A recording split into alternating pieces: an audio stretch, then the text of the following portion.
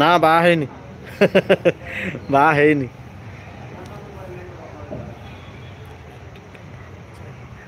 ହଁ ଭାଇ ଦେଖ ଆଜିକାଲି କିଛି ନାହିଁ ଚୁଟି ଥିଲେ କଣ ହେବ ଯଦି ମଣିଷର ଯଦି ବ୍ୟବହାର ଆଉ ଭଲ ପାଇବା ଥିବ ସେଇଠି ସମସ୍ତେ ଏଇ ହାର ମାନିବେ ବୁଝିଲ।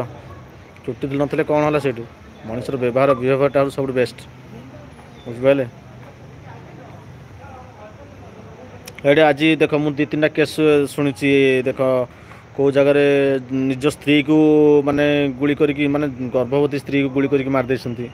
ତାପରେ ଆଉ ଜଣେ ପୁଲିସ ନବରଙ୍ଗପୁର ନା କେଉଁ ଜାଗା ଏରିଆ ଗୋଟେ ମୁଁ ଜାଣିନି ନବରଙ୍ଗପୁର ନା ବାଲେଶ୍ୱର ଏରିଆରେ ହଁ ବାଲେଶ୍ୱର ତୁଷରା ଥାନା ସେ ବି ଏରିଆ ଅଞ୍ଚଳରେ ନିଜ ସ୍ତ୍ରୀକୁ ତାଲରେ ପିଟିକି ମାରି କଣ ହେବ କିଛି ଲାଭ ନାହିଁ।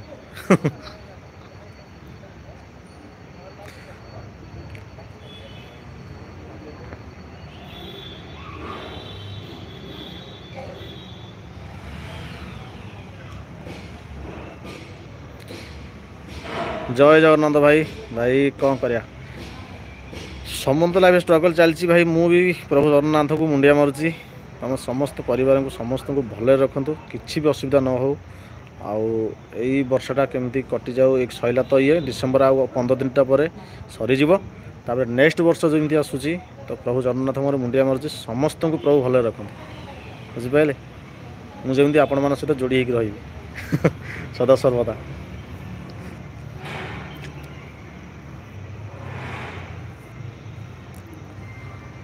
ନିଶ୍ଚିନ୍ତ ଭାଇ। ଆଉ ଜ୍ୟୋତି ଭାଇ କଣ କରନ୍ତି ଆପଣ କେଉଁଠି କେଉଁ ଜାଗା ଏଠି ଅଛନ୍ତି। ପଢ଼ାପଢ଼ି ଚାଲିଛି ବୋଧେ।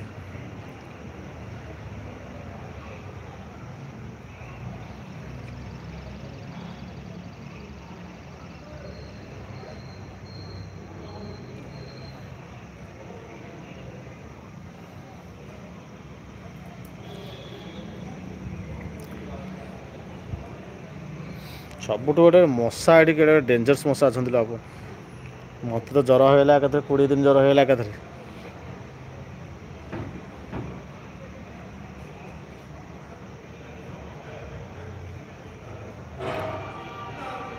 ଦିନ ବିତି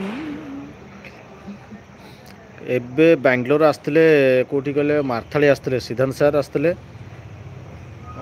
ଓଡ଼ିଆ ମୁଭିର କିଛି ଟ୍ରେଲର ରିଲିଜ୍ କରିବା ପାଇଁ ଆସିଥିଲେ ବାଙ୍ଗାଲୋର। କାଲି ଆସିଥିଲେ ତ ହଁ କାଲି ବୋଧେ ଆସିଥିଲେ 14 ତାରିଖ ବୋଧେ କାଲି ହଁ କାଲି ଆସିଥିଲେ।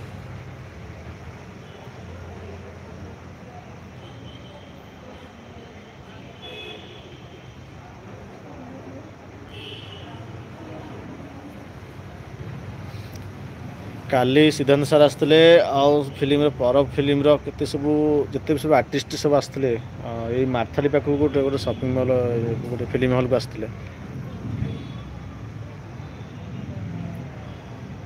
ଆଉ କିଛି ବର୍ଷ ପରେ ବାଙ୍ଗାଲୋର ବି ଦ୍ୱିତୀୟ ଓଡ଼ିଶା ହେଇଯିବ।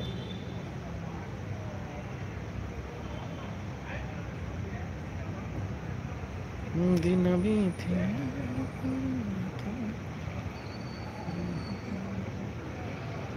ମଶା ଖାଇଲେଣି ଲୋ ବାପ।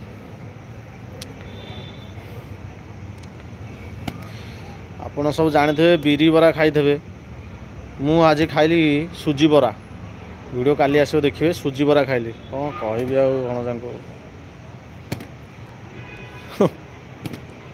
ଭଣଜା ମୁଁ ମିଶିକି ସୁଜି ବରା କରୁଥିଲୁ।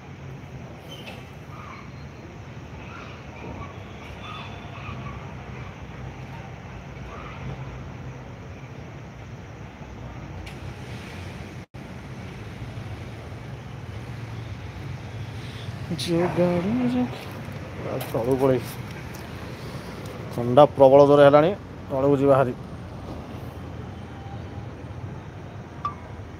ଥଣ୍ଡା ପ୍ରବଳ ଜୋରେ ହେଉଛି ପଳେଇବା।